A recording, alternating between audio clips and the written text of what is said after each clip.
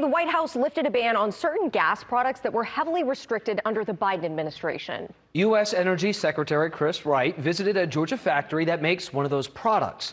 Political reporter Doug Reardon spoke with him in Spalding County. Well, this factory here in Griffin, Georgia, Renai, which makes tankless water heaters, stood to be shut down, and those 250 employees that work here out of a job if not for that change. Energy Secretary Chris Wright told me today it's one of many changes he plans to make. Chris Wright.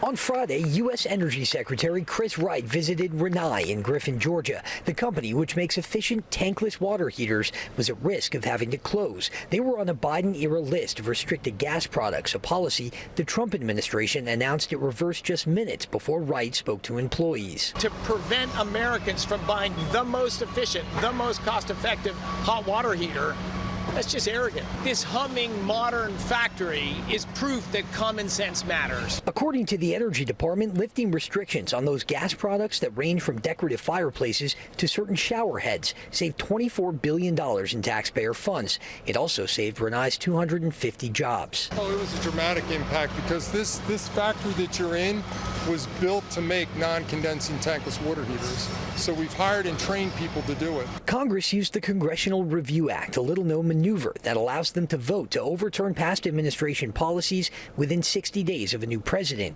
Wright, calling Georgia a manufacturing powerhouse, also said recent investments the state has made in electric vehicles won't be a waste, despite the Trump administration pulling back on EV mandates. So we're not against EVs by any stretch. We just want to get the hands off the scale so that there's a fair competition. Wright also talked about the impact of tariffs on rising energy costs. His message, short-term pain for long-term gain. We're in the middle of the sausage making on tariffs, but I think you got to wait a few weeks. When we get to the other side, what you're going to see is a golden age of investment in the United States.